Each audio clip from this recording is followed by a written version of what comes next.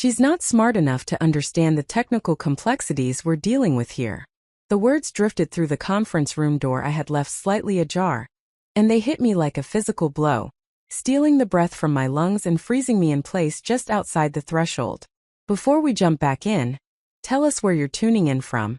And if this story touches you, make sure you're subscribed, because tomorrow, I've saved something extra special for you. My hand was still reaching for the door handle, prepared to enter with the presentation materials I had spent 3 months perfecting, when I heard Marcus Holloway's voice dismissing not just my work but my very capacity for intelligence. Inside that room sat 5 venture capital investors who held the future of what I believed was our company in their hands. Outside that room stood me, Dr. Elena Vasquez, the lead research scientist who had created the revolutionary technology they were currently discussing, as though I had contributed nothing more than clerical support. I pulled my hand back from the door and positioned myself where I could hear clearly without being seen. The rational part of my mind recognized that eavesdropping was undignified, but a deeper instinct told me that whatever was happening in that conference room was something I desperately needed to understand. My heart hammered against my ribs as I pressed myself against the wall, the cool surface grounding me even as my world began to tilt on its axis. Gentlemen, I want to be completely transparent with you about the team structure here at Holloway Innovation Labs. Marcus's voice carried the smooth confidence of someone who had never doubted his right to speak, to be heard, to be believed. I had heard that tone countless times over the past 2 years, had even found it reassuring in the early days when I had foolishly believed we were building something together. The breakthrough you're looking at today, this adaptive neural interface technology, represents my life's work. I've dedicated the better part of a decade to solving the core engineering challenges that made this possible. My stomach lurched. The adaptive neural interface technology was not his life's work. It was mine. Every single innovation that made our prototype functional had emerged from my research, my experimentation, my countless failures and eventual breakthroughs. Marcus had provided funding and laboratory space, yes, but the intellectual architecture belonged entirely to me. We had never discussed any other arrangement. Or rather, I had assumed we never needed to discuss it because the truth seemed self-evident. Apparently, I had been catastrophically wrong about what was self-evident. Now, I know Elena's name appears on some of the preliminary research papers, Marcus continued, and I could hear the dismissive wave of his hand in his tone even though I could not see the gesture.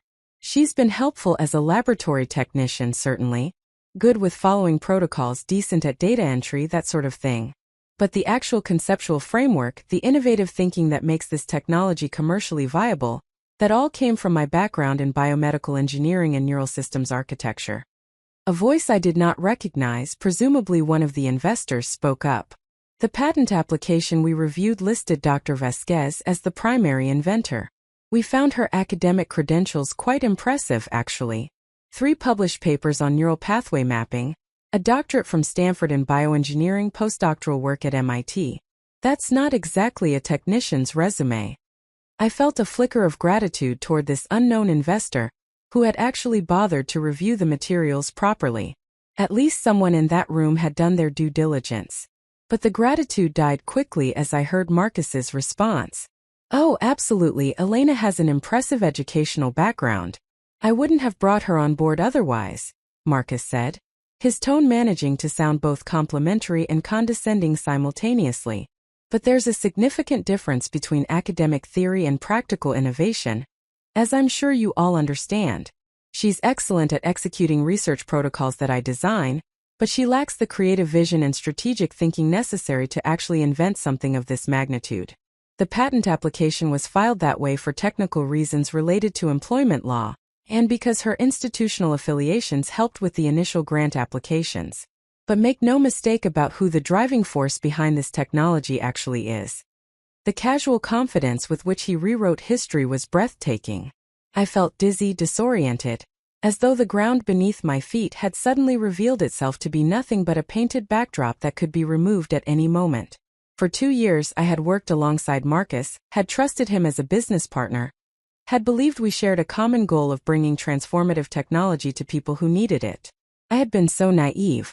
Another investor's voice cut through my spiraling thoughts. Mr. Holloway, I appreciate your candor about the team structure, but I have to say I'm somewhat concerned about the optics here. We've all read the preliminary research, and Dr. Vasquez's contributions seem quite substantial based on the documentation. If we're investing in this technology, we need to be absolutely certain there won't be any intellectual property disputes down the line.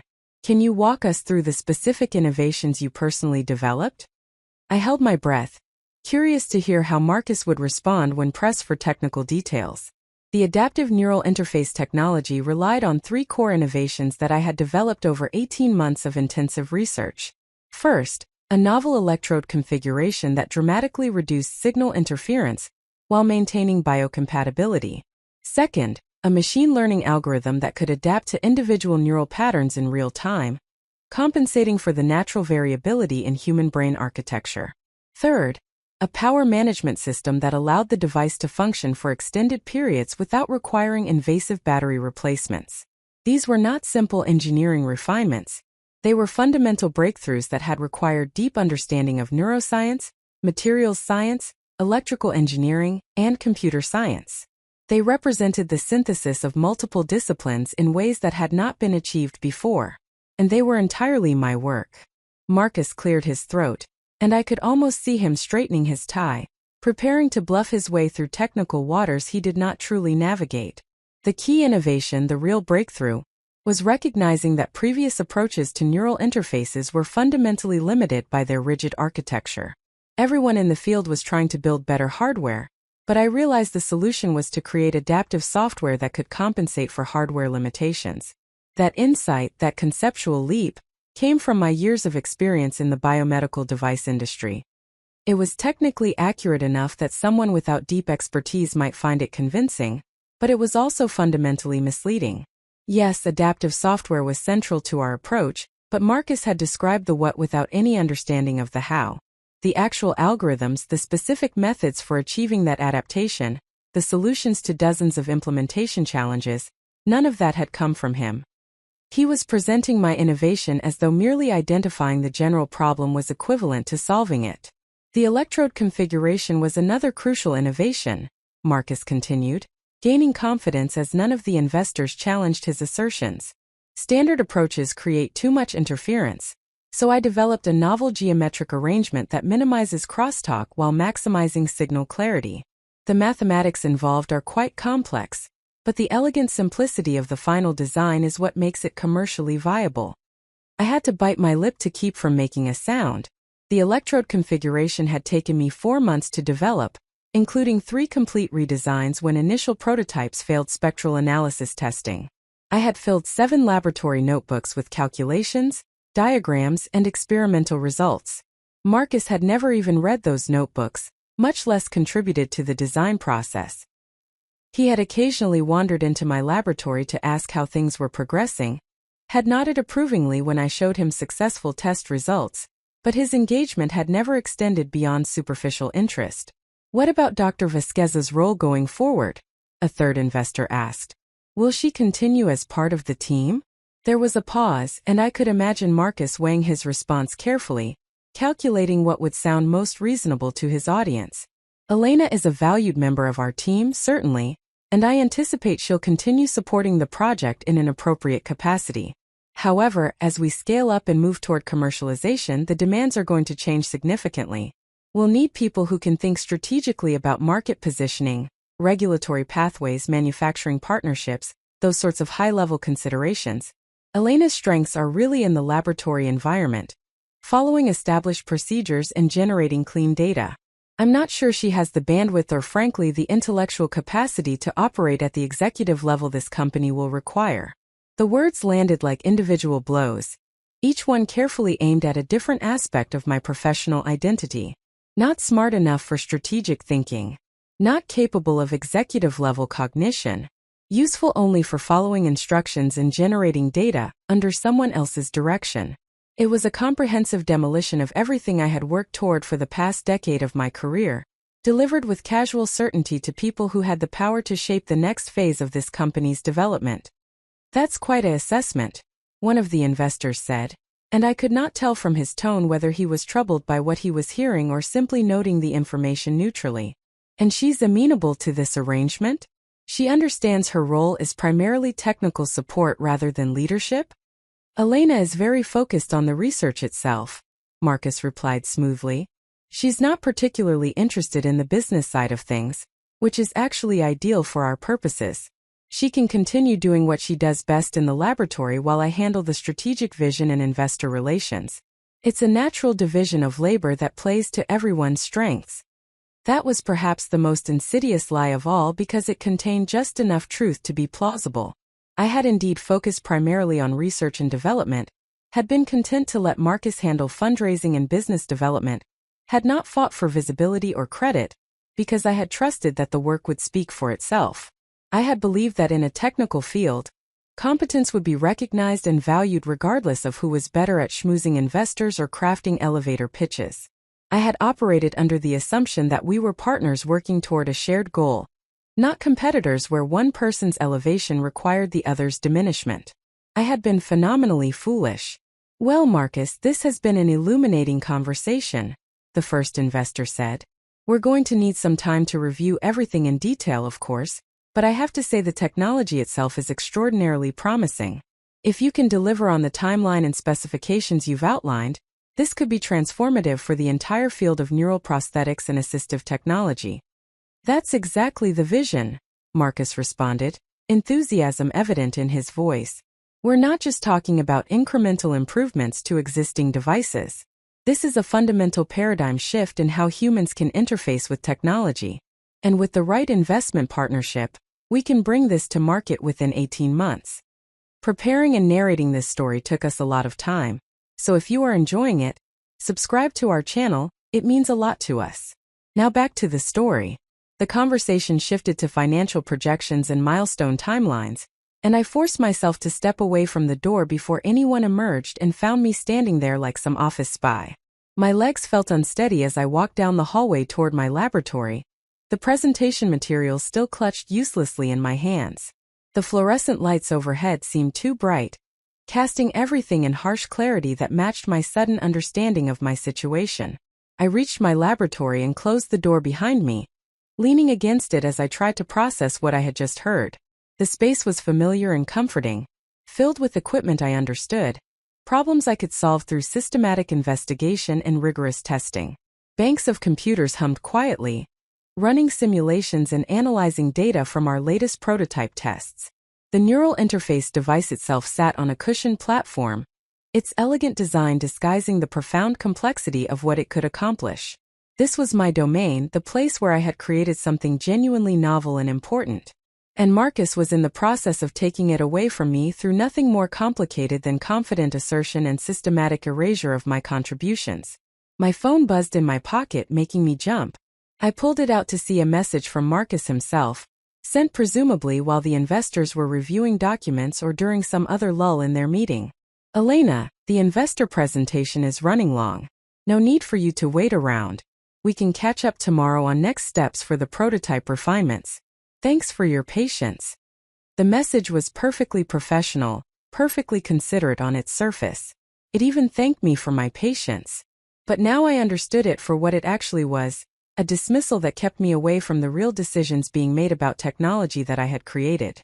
Marcus did not want me in that room because my presence would complicate the narrative he was constructing, the story in which he was the visionary inventor, and I was merely the helpful technician who executed his brilliant concepts.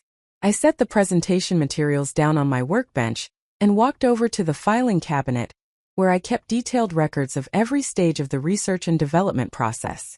My hands were shaking slightly as I pulled open the drawer and began removing laboratory notebooks, one after another, stacking them on the desk. 2 years of work documented in meticulous detail. Every experiment, every calculation, every iteration and refinement of the technology that Marcus was currently claiming as his own intellectual creation. As I flipped through the pages, my own handwriting stared back at me, each entry dated and signed, each breakthrough and setback recorded with the precision that had been drilled into me during graduate school. Here was the entry from 14 months ago when I had finally solved the interference problem with the electrode array. Here was the diagram from 11 months ago showing the first successful implementation of the adaptive algorithm. Here was the power consumption analysis from 8 months ago that had required 17 straight hours in the laboratory to complete properly. This was not Marcus's life work. This was mine. and he knew it. The question that crystallized in my mind was not whether Marcus had lied to those investors. That much was beyond dispute. The question was what I was going to do about it. I could confront him directly, demand that he correct the record, threaten to expose his misrepresentation. But Marcus controlled the company, controlled access to the funding that kept the laboratory operational, controlled the narrative that investors and potential partners heard. A direct confrontation from a position of apparent weakness seemed unlikely to achieve anything beyond my own termination and replacement with someone more willing to accept a subordinate role. Or I could simply walk away. I could take my doctorate and my research experience and find a position at an established institution or company where my contributions would presumably be properly recognized.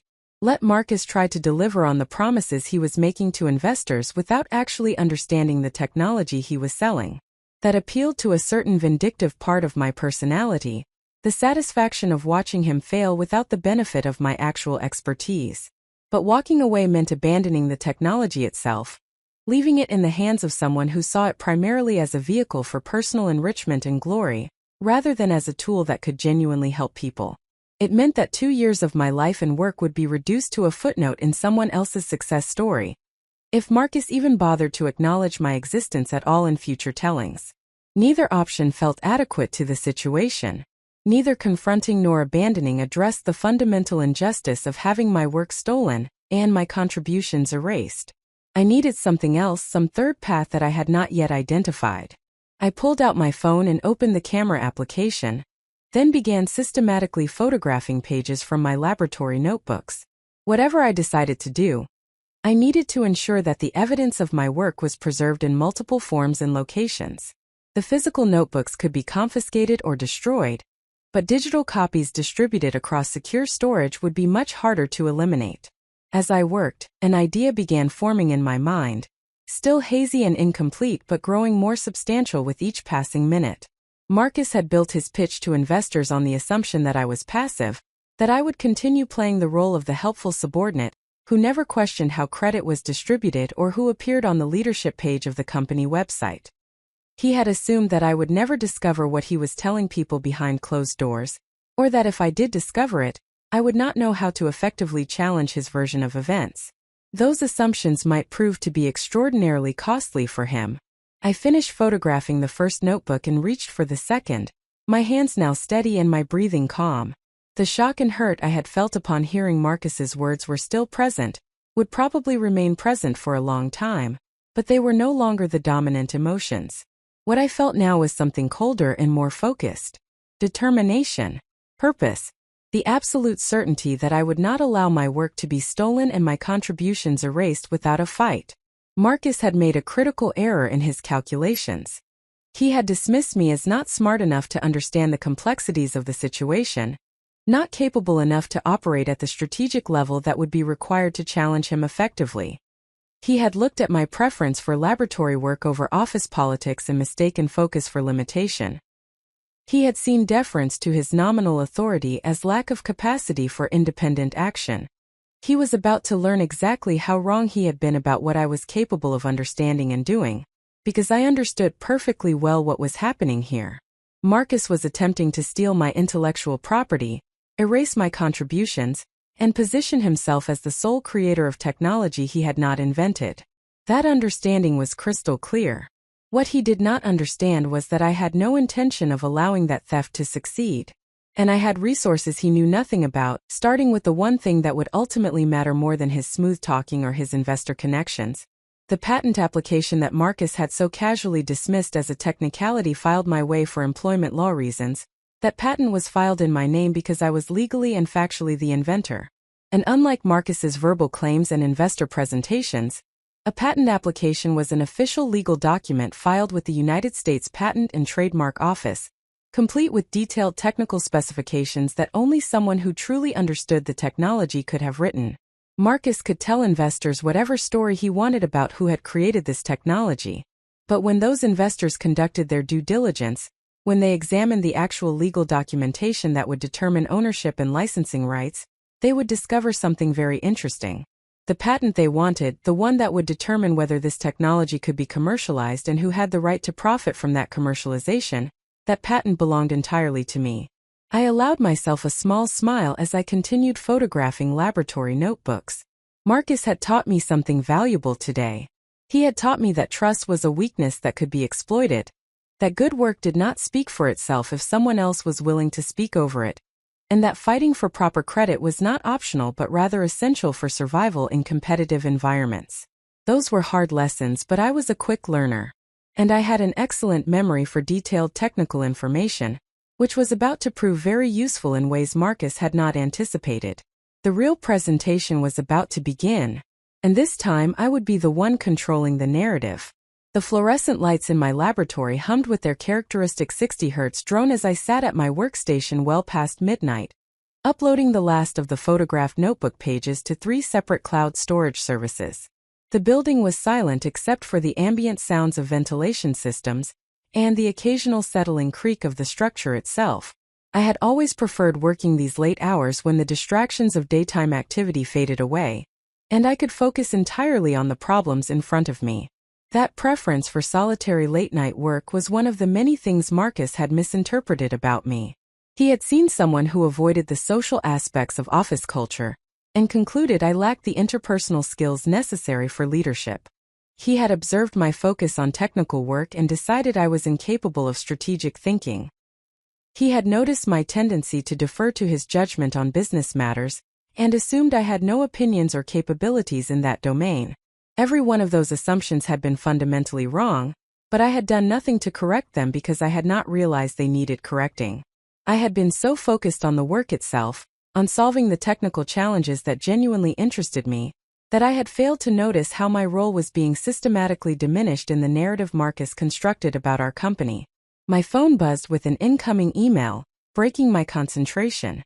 I glanced at the screen and saw it was from my former doctoral advisor, Professor Sarah Chun at Stanford. Sarah and I had maintained regular contact over the years since my graduation, exchanging updates on research developments and occasionally consulting on technical problems.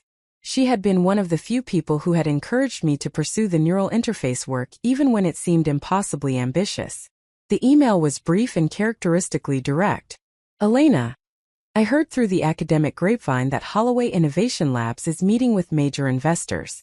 Congratulations on the progress with your adaptive neural interface technology. I hope Marcus is treating you fairly and ensuring your contributions are properly recognized. You built something genuinely important. Do not let anyone diminish that. Call me if you need to talk. I stared at the message for a long moment, feeling an unexpected tightness in my throat. Sarah's instinct to warn me about proper recognition suggested that perhaps my situation was not as unusual as I had wanted to believe. Perhaps other talented researchers had found themselves in similar positions, their work claimed by people who controlled resources and access. The thought was both comforting and deeply disturbing. I typed a response. Thank you for reaching out. The investor meetings are indeed happening. I am learning some interesting things about how business partnerships can evolve in unexpected ways. I would very much like to talk with you soon about the best strategies for protecting intellectual property and ensuring proper attribution of research contributions. Sarah's response came back within minutes despite the late hour. That sentence tells me everything I need to know. Call me tomorrow. I have dealt with this exact situation more times than I care to count, both personally and with other students. You have more power than you think you do, but you need to act strategically. The academic credentials and documented research are on your side. Do not let anyone convince you otherwise. I closed my email and returned to the task of organizing my documentation. Professor Chen's message had crystallized something that had been forming in my mind throughout the evening. I was not powerless in this situation. I had substantial advantages that Marcus either did not know about or had chosen to ignore. The question was how to deploy those advantages most effectively. My path to this laboratory had been neither easy nor straightforward. I had grown up in a small town in New Mexico where my parents ran a modest automotive repair shop. Neither of them had attended college, but they had encouraged my early fascination with how things worked, had supported my intensive focus on mathematics and science even when teachers suggested I might want to pursue something more traditionally feminine. My mother had once told me that intelligence was like a muscle that grew stronger with use, and that I should never be afraid to exercise mine fully. That advice had carried me through undergraduate studies at the University of New Mexico, where I had worked 20 hours per week in the campus machine shop to help cover expenses while maintaining a perfect grade point average in bioengineering. My academic performance had earned me admission to Stanford's doctoral program with full funding, where I had spent 5 years developing novel approaches to neural signal processing under Professor Chen's mentorship. The doctorate had been followed by 2 years of postdoctoral research at MIT, where I had collaborated with neuroscientists studying brain plasticity and adaptation. That work had planted the seeds for what would eventually become the adaptive neural interface technology, though I had not recognized it at the time. I had simply been fascinated by how the human brain could rewire itself in response to injury or changing circumstances, and wondered whether artificial systems could be designed to exhibit similar flexibility. When that postdoctoral position ended, I had faced the familiar choice confronting most junior researchers: pursue a tenure-track faculty position with the security but also the bureaucratic constraints of academic life, or venture into industry where I might have more freedom to pursue specific applications but less job security. I had been considering several academic offers when Marcus had contacted me with an intriguing proposal. Holloway Innovation Labs had been recently founded with the explicit goal of developing next-generation neural prosthetics and assistive technologies. Marcus had impressed me during our initial conversations with his apparent vision for how advanced neural interfaces could transform the lives of people with paralysis, sensory impairments, or neurological conditions. He had talked about creating technology that would be genuinely accessible and affordable, rather than limited to wealthy patients or research subjects. He had presented himself as someone who valued scientific excellence and was committed to bringing important innovations to the people who needed them most. More importantly, from my perspective at the time, he had offered me complete autonomy in the laboratory. I would have state-of-the-art equipment, sufficient budget for materials and equipment, and freedom to pursue the research directions I thought most promising. In exchange, Marcus would handle the business development, fundraising, and administrative work that I found tedious and distracting. It had seemed like an ideal partnership, one that would allow me to focus entirely on the technical challenges I found most engaging. For the first 6 months, that arrangement had worked exactly as promised. I had set up the laboratory according to my specifications, had established relationships with materials suppliers and equipment vendors, had begun the systematic exploration of different approaches to adaptive neural interfaces. Marcus had checked in regularly to see how things were progressing, but had not interfered with my technical decisions. He had successfully raised an initial round of funding that kept the laboratory operational and paid both our modest salaries. The problems had started gradually, in ways so subtle that I had not recognized them as problems until much later. Marcus had begun referring to the technology as our work in conversations with potential partners and funders, which had seemed reasonable since we were partners in the enterprise. Then the language had shifted slightly to the company's technology, which still seemed acceptable since we were both part of the company. But somewhere along the way, without my noticing the exact transition, it had become my technology in Marcus's discussions with outsiders, with me relegated to the role of talented assistant who helped implement his vision. I had noticed these shifts in language but had dismissed them as unimportant. What mattered was the work itself, I had told myself. What mattered was developing technology that actually functioned and could help people. The question of who received credit for that development had seemed secondary to the goal of achieving the development in the first place. That perspective had been naive in ways I was only now beginning to fully appreciate. Credit was not some superficial vanity. Credit determined who controlled the technology, who could make decisions about its development and deployment, who would benefit financially from its success, and whose career would be advanced by its achievements. By allowing Marcus to control the narrative about who had created what, I had inadvertently allowed him to position himself as the inventor and me as merely the implementer. The irony was that my technical documentation told a completely different story. Every laboratory notebook entry was signed and dated by me alone. Every design iteration was documented in my handwriting. Every experimental protocol and results analysis bore my signature as the person who had conceived, conducted, and interpreted the work. The patent application, which Marcus had dismissed so casually to the investors, listed me as the sole inventor because patent law required that the actual inventor be named regardless of who employed them or funded the research. Marcus had apparently assumed that legal technicalities would not matter as long as he controlled the business entity and the relationships with investors. He had believed that his control of resources and access would allow him to define reality according to his preferences. What he had failed to account for was that intellectual property law existed specifically to prevent exactly this sort of appropriation, and that my documentation was far more thorough than he had probably realized. I pulled up the patent application on my computer and read through it again with new eyes, no longer seeing it as a dry legal document but rather as a weapon I had unknowingly been forging over the past 2 years. The application ran to 73 pages of dense technical description, detailed drawings, and comprehensive claims about what the invention could accomplish. Every word had been written by me, based on research I had conducted, describing innovations I had developed. The patent application had been filed 8 months ago, and was still being examined by the patent office. Marcus had paid for the filing fees and patent attorney costs, which he had viewed as a business expense necessary to protect the company's assets. What he had not fully considered was that the patent, if granted, would be granted to me personally as the named inventor. The company could have rights to commercialize the technology based on my employment agreement, but those rights derived from my ownership of the underlying intellectual property. I opened the employment agreement I had signed when joining Holloway Innovation Labs, and read through it carefully for the first time since initially reviewing it 2 years ago. The agreement was surprisingly sparse on specifics about intellectual property ownership. There was a standard clause stating that inventions developed during my employment using company resources would be owned by the company, but there was no explicit assignment of patent rights and no language that would prevent me from being named as inventor on patent applications. More significantly, the agreement had been drafted and signed before I had conducted any of the research that led to the adaptive neural interface technology. The innovations that Marcus was now claiming as his own had not existed when I signed the employment agreement. They had been developed afterward, documented in laboratory notebooks that belonged to me personally, and filed under patent applications that named me as the inventor. I was not a lawyer, but I understood enough about intellectual property law to recognize that my position was much stronger than Marcus apparently realized.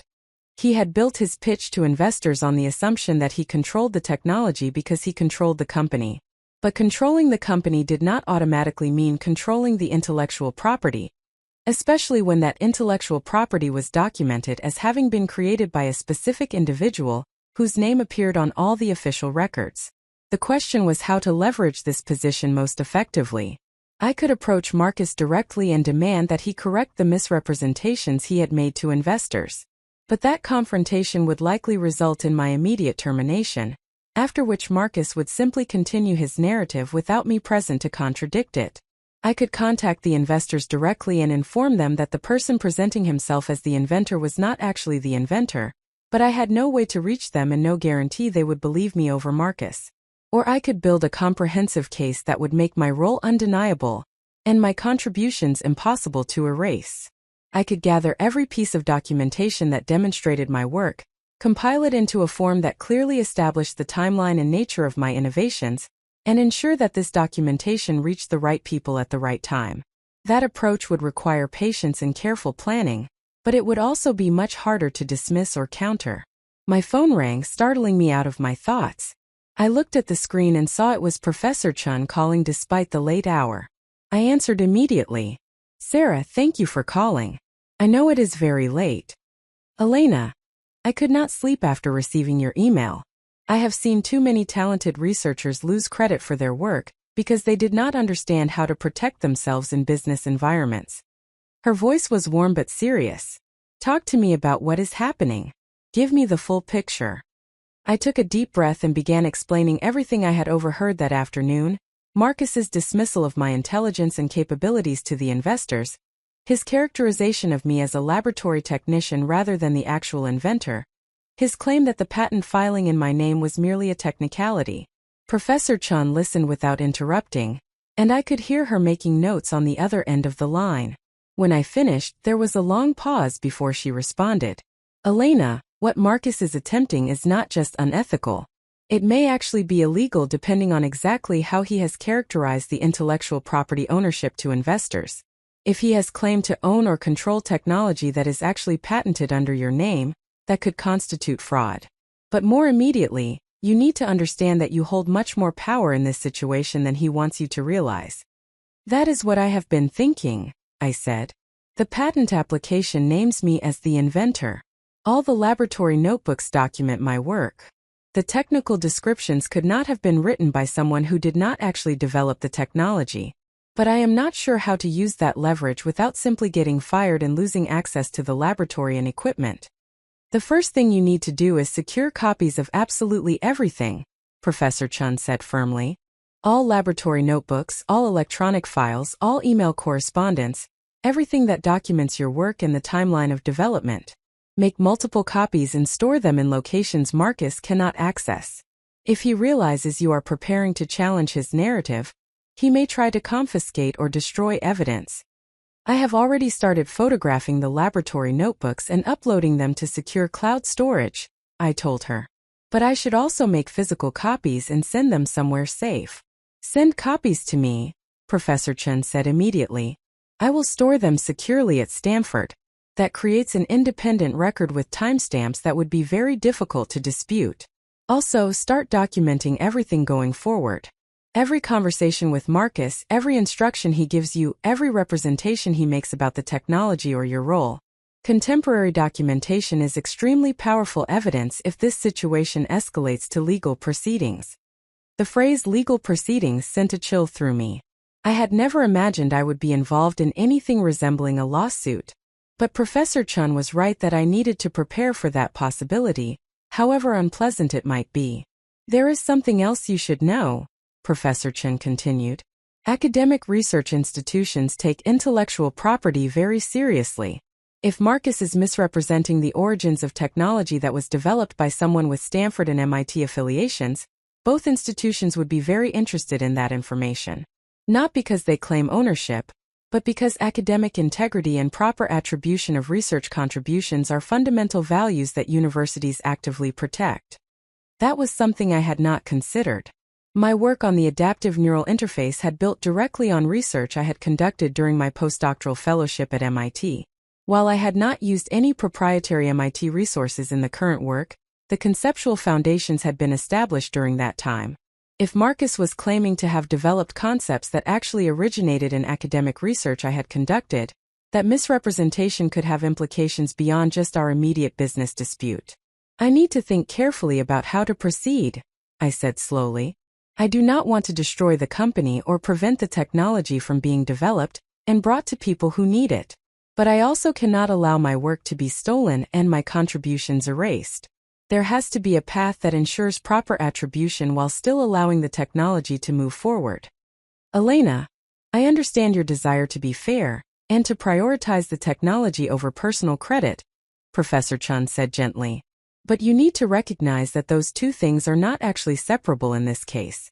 If Marcus is allowed to claim your work as his own, he will control how the technology develops and who benefits from it. Do you trust him to make good decisions about that given what you now know about his character and his willingness to lie to investors? The question stopped me cold. No, I did not trust Marcus to make good decisions about technology development now that I understood he was willing to systematically misrepresent his own role and my contributions. Someone who would lie so casually about who invented something would likely make other ethically questionable decisions when those decisions served his interests. You are right, I admitted. I cannot separate the question of proper credit from the question of who should control the technology's development. They are fundamentally connected. If I want to ensure this technology is developed responsibly and deployed in ways that actually help people, I need to fight for recognition and control. Exactly, Professor Chun said. And fighting for that recognition is not selfish or petty. It is protecting important work and ensuring it is used appropriately. Now let me ask you something practical. Do you have a lawyer? No, I have never needed one before. You need one now. Specifically, you need an intellectual property attorney who understands patent law and employment disputes. I can recommend several excellent lawyers who have handled similar cases.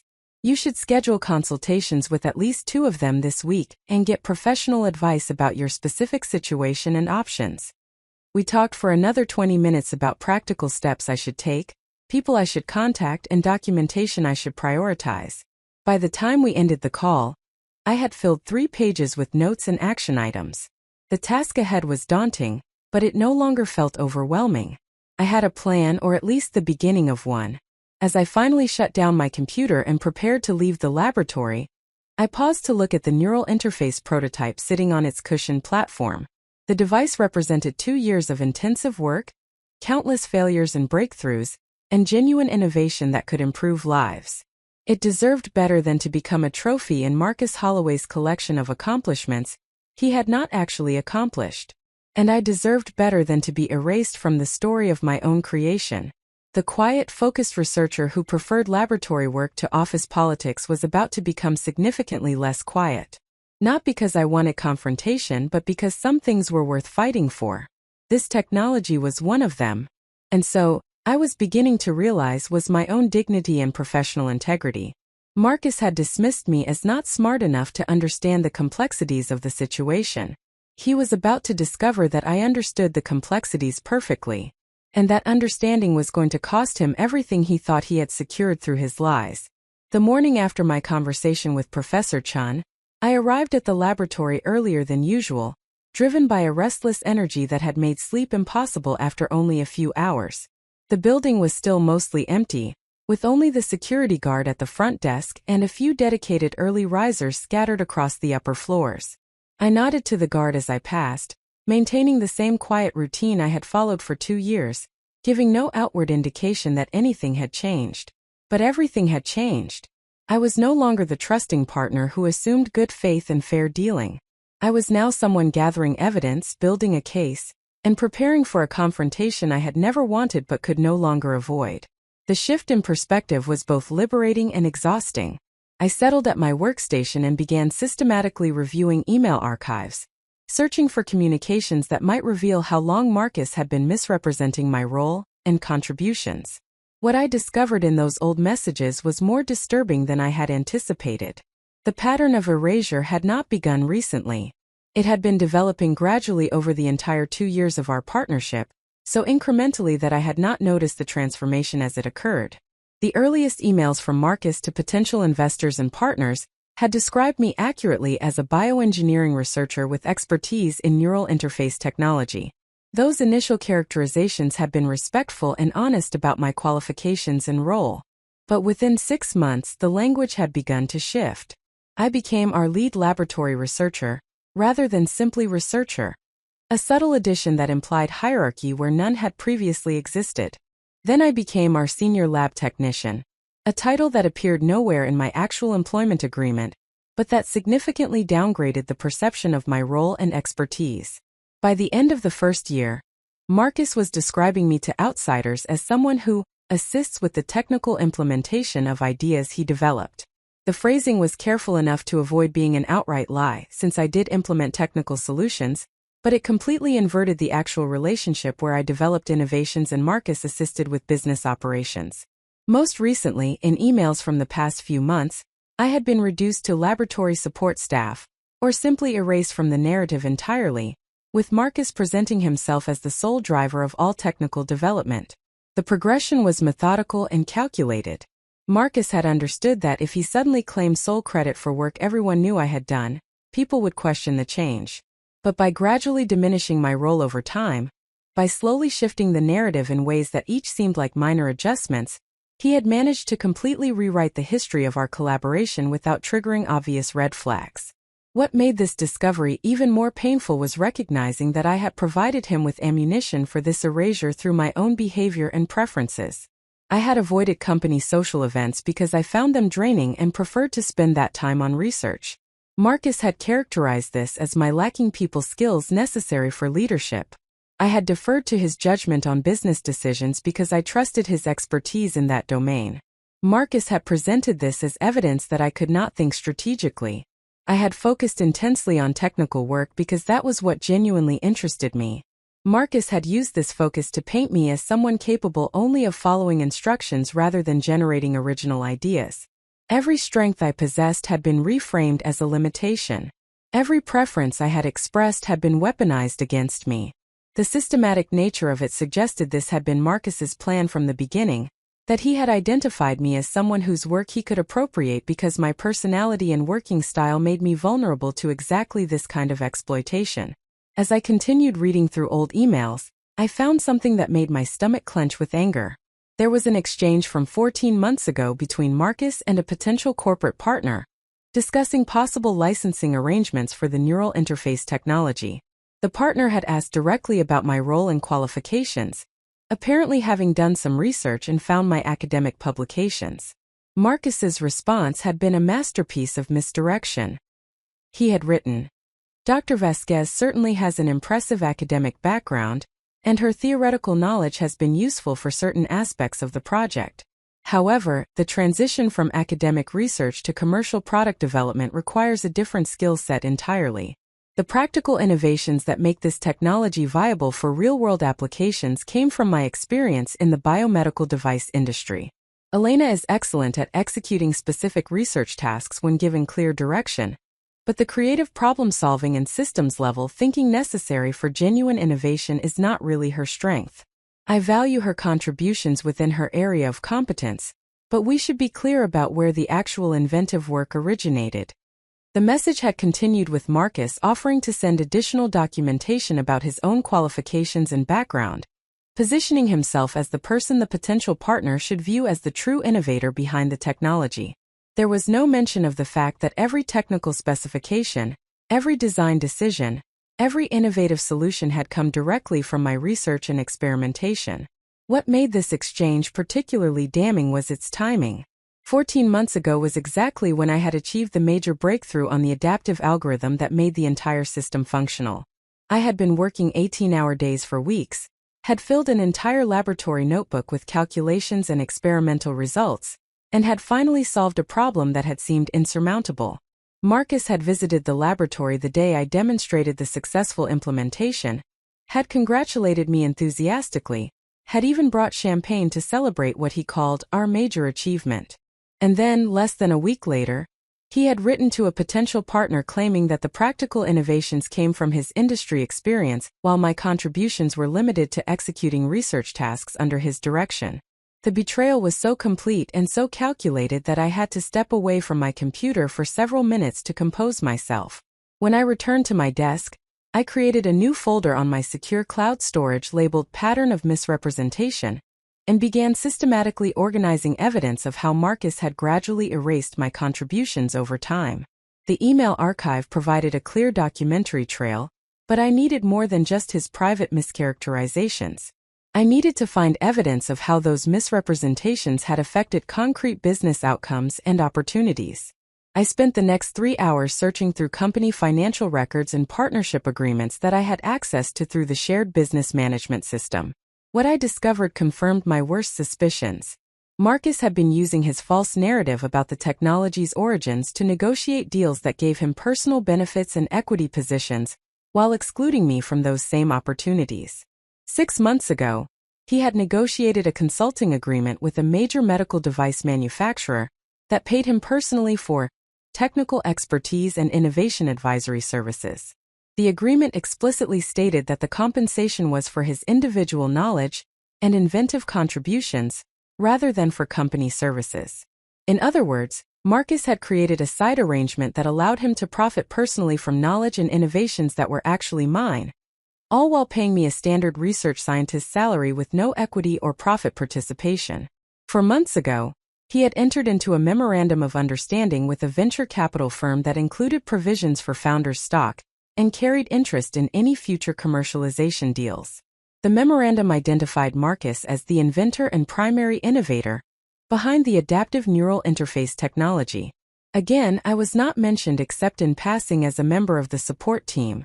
Most recently, just 3 weeks ago, Marcus had signed a term sheet for the series of funding round that included substantial personal compensation for him as founder and chief technology officer, with provisions that would pay him royalties on any patents commercialized by the company. The term sheet valued those patents at over $15 million, and Marcus stood to receive a percentage of any licensing revenue or acquisition proceeds tied to the intellectual property. Intellectual property that belonged to me, not him. Patents that listed me as the inventor, not him. Innovations that I had created through my own research, not his. Yet he had structured business arrangements that would allow him to profit enormously from my work, while I received only my regular salary. The scale of the financial implications made me feel physically ill. This was not just about credit or recognition, though those things mattered deeply. This was about millions of dollars in potential compensation that Marcus was positioning himself to receive based on fraudulent claims about who had invented the underlying technology. It was systematic theft, carefully planned and methodically executed over a period of years. I needed to understand whether I was the only person Marcus had treated this way, or whether there was a broader pattern of exploitation. I began searching online for information about his previous business ventures and employment history. What I found suggested that my situation was not unique. Before founding Holloway Innovation Labs, Marcus had been involved with 2 other biomedical technology startups. The first had ended with a lawsuit filed by a former research partner who claimed Marcus had stolen her work and filed patents under his own name. The case had been settled confidentially, with sealed court records that prevented me from learning the specific details, but the mere existence of such a lawsuit was telling. The second startup had dissolved acrimoniously, with the co-founder publicly stating in trade press interviews that Marcus had systematically undermined his contributions and eventually forced him out of the company despite having developed most of the core technology. That co-founder had apparently lacked the documentation necessary to prove his claims legally, and Marcus had retained control of the failed company's intellectual property, even though the technology itself had never been successfully commercialized. The pattern was clear. Marcus had a history of identifying talented technical people, partnering with them to gain access to their expertise and innovations, and then gradually appropriating credit for their work while diminishing their roles until he could either remove them entirely or reduce them to subordinate positions where they had no claim to ownership or control. I was simply the latest victim of a strategy he had apparently employed multiple times. This realization transformed my understanding of the situation. I had been thinking of Marcus's behavior as a personal betrayal, a breakdown in what I had believed was a good faith partnership. But it was not personal at all. It was simply his business model. He was someone who built his career by exploiting the work of people who were better technical innovators than he was but who lacked either the awareness or the ruthlessness to protect themselves from his appropriation. The question was why the pattern had been allowed to continue. Why had his previous victims not been able to stop him or expose his methods? The sealed lawsuit suggested that at least one person had tried legal action, but had been forced to settle, possibly because they lacked resources to sustain expensive litigation. The dissolved partnership suggested that another victim had tried to fight back through public statements, but had ultimately failed to prevent Marcus from controlling the disputed intellectual property. What could I do differently that would break this pattern and prevent Marcus from simply moving on to his next victim after he had finished stealing my work? The answer, I realized, was documentation and visibility. The previous victims had apparently lacked either sufficient evidence or sufficient platform to make their claims undeniable. I had extensive documentation because I had been meticulous about laboratory notebooks and research records without even realizing I might need that evidence for legal purposes. And I had academic credentials and institutional affiliations that gave me credibility and access to networks Marcus could not easily dismiss or silence. More importantly, I had something his previous victims apparently had not possessed: a patent application that named me as the inventor on public record with the United States Patent and Trademark Office. That government filing created an official documentation of inventorship that Marcus could not simply erase or dispute through confident assertions. The patent examiner had reviewed my technical descriptions and accepted them as sufficient to establish that I was the person who had actually invented the claimed innovations. That official determination gave me leverage that previous victims had lacked. I needed to find those previous victims and learn from their experiences. If I could understand where their efforts to challenge Marcus had failed, I could avoid making the same mistakes. I drafted carefully worded emails to both the former research partner who had filed the lawsuit and the co-founder who had spoken to the trade press, introducing myself, briefly describing my situation, and asking if they would be willing to share insights about their experiences with Marcus. I sent both messages from my personal email account rather than my company address, not wanting to create any record in systems Marcus might have access to. Then I returned to the task of documenting everything I could find about the current financial arrangements and business deals Marcus had structured around technology he did not actually invent. By early afternoon, I had compiled a substantial file of evidence showing systematic misrepresentation over a 2-year period, fraudulent claims to investors and partners, and business arrangements designed to enrich Marcus personally based on false assertions about his role in developing the technology. The file was damning, but I knew it was not yet complete. I needed to understand the full scope of what Marcus had promised to the investors he had met with yesterday, and I needed to document exactly what representations he had made about ownership and control of the intellectual property. My phone buzzed with an incoming call from a number I did not recognize with a Boston area code. I answered cautiously. "Dr. Vasquez? This is Jennifer Morrison. You emailed me about an hour ago asking about my experience with Marcus Holloway."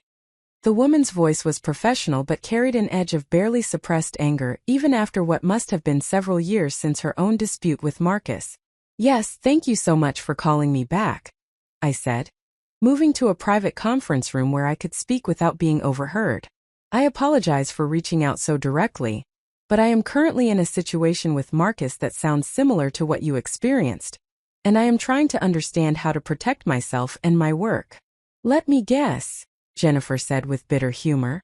"Marcus brought you on board as a partner or key researcher, praised your expertise and capabilities, gave you autonomy to develop innovative technology, and is now in the process of claiming he invented everything while characterizing you as support staff who just followed his instructions." The accuracy of her summary was startling. "That is exactly what is happening." "How did you know?" "Because it is what he does," Jennifer replied. "It is his entire strategy.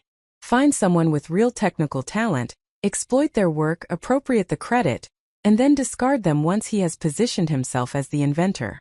I went through this exact scenario 5 years ago with technology one developed for early cancer detection using biomarker analysis. Marcus convinced me to partner with him, claimed he would handle the business side while I focused on research, and then systematically stole my work and filed patents under his name." "You sued him," I said. "I found records of the lawsuit, but the case was sealed." "I sued him and I lost," Jennifer said bluntly. "Or rather, I won the moral argument but could not afford to continue the legal battle. So I had to accept a settlement that gave me a fraction of what the technology was worth, and required me to sign non-disclosure agreements preventing me from discussing the specific details. But I can tell you this, Marcus is very good at what he does because he has done it multiple times. He understands exactly how to create documentation that makes his claims plausible, while making it difficult for his victims to prove the truth." My heart sank. "So you are saying I should not fight him because he will just outlast me legally?" "No," Jennifer said firmly. "I am saying you should fight him, but you need to be smarter about it than I was. I made the mistake of confronting Marcus directly as soon as I realized what he was doing. That gave him time to prepare his defense, destroy inconvenient evidence, and lock me out of the laboratory so I could not access my own research materials. By the time we got to litigation, he had constructed a narrative that was difficult to disprove even though I knew it was completely false." "What would you do differently if you could do it again?"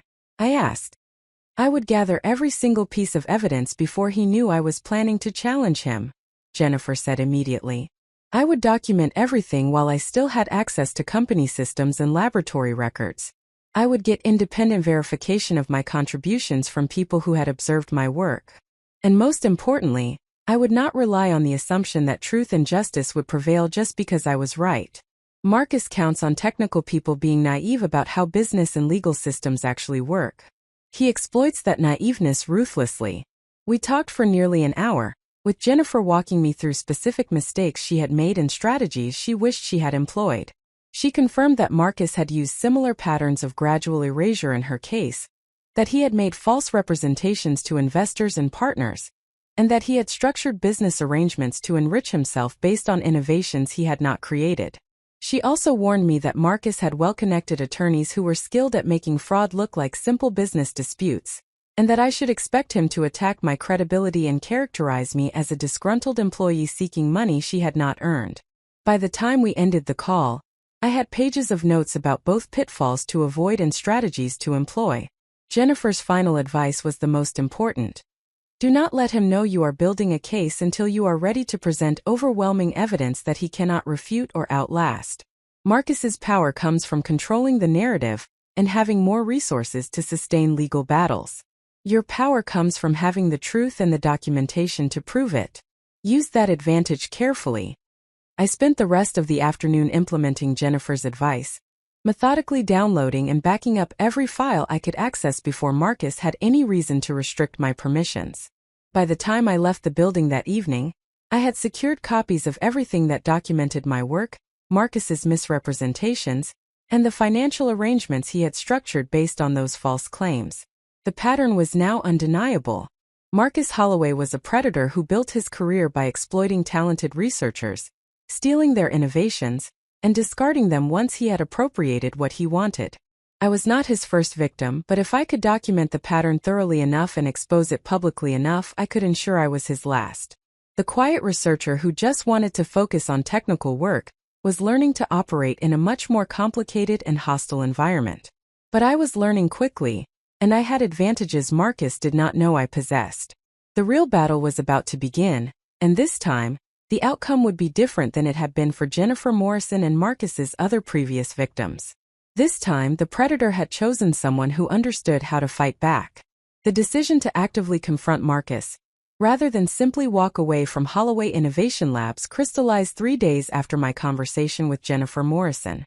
The catalyst was not another betrayal or discovery of additional wrongdoing, though I continued finding evidence of both.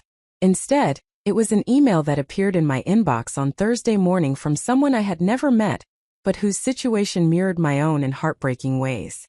The message came from Dr. Rashida Okonkwo, a materials scientist who had been following the development of neural interface technologies through academic journals and patent filings. She had seen my name listed as inventor on the patent application for the adaptive neural interface system, and had reached out to express admiration for the technical innovations described in the filing. Her email was warmly professional, noting specific aspects of the electrode configuration and signal processing algorithms that she found particularly elegant. What made the message significant was not the praise itself, though I appreciated the recognition from a fellow researcher. What arrested my attention was the final paragraph of her email, where she mentioned that she was currently involved in her own legal dispute with a former business partner who had attempted to claim credit for her innovations in advanced battery technology. She wrote that she had been afraid to fight back initially because she worried about damaging her reputation or appearing difficult, but that she had eventually realized that allowing theft of her work would cause far more damage than any conflict over proper attribution.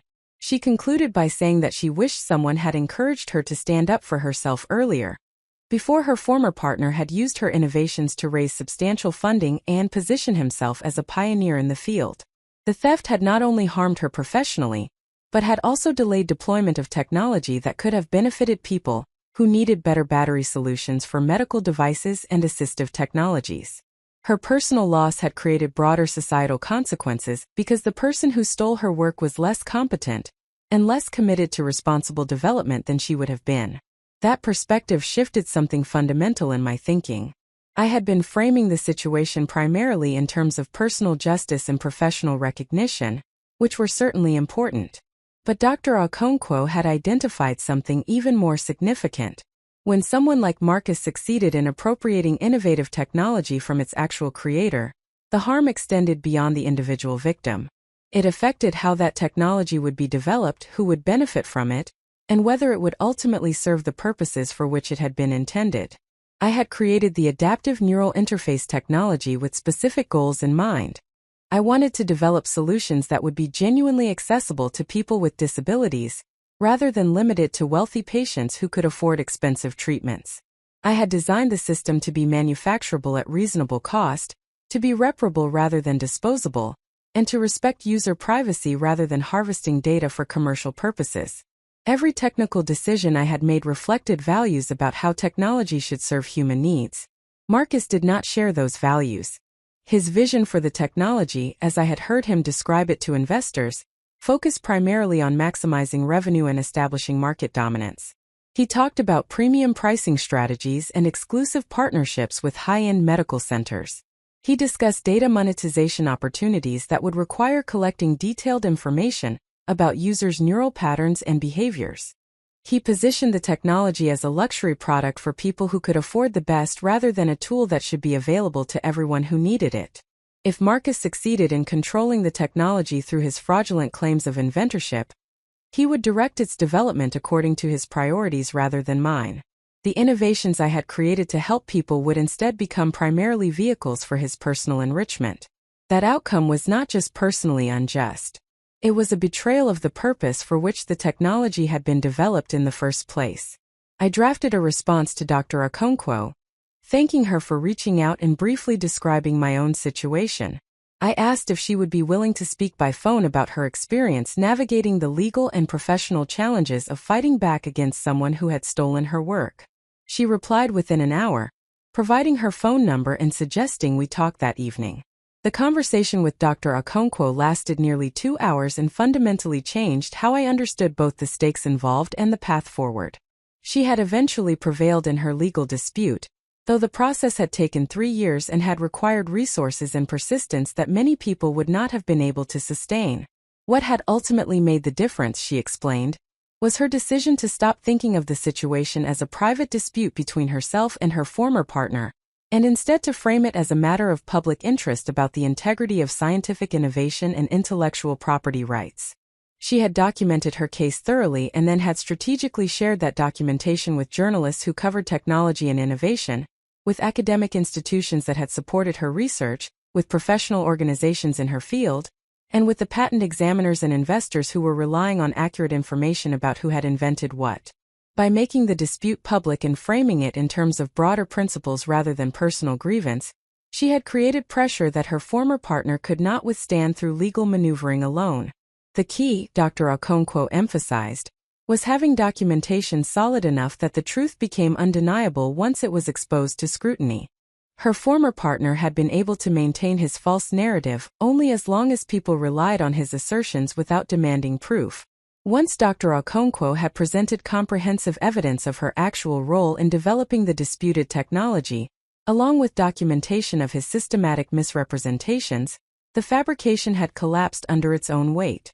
She also warned me about the emotional and professional costs of pursuing this path. Her former partner had attacked her reputation, had characterized her as vindictive and money-hungry, had attempted to have her fired from her academic position, and had made the entire experience as painful as possible in hopes that she would abandon her claims. The process had damaged professional relationships, had consumed enormous amounts of time and energy, and had caused stress that had affected her health and personal life. Even though she had ultimately prevailed, the victory had come at significant cost. The question she posed to me was direct and challenging. Was I prepared to accept those costs in order to fight for proper recognition and control of my innovations? Could I sustain the effort through what might be years of legal battles and professional attacks? Did I have the resources and support system necessary to withstand the pressure Marcus would bring to bear once he realized I was seriously challenging his false narrative?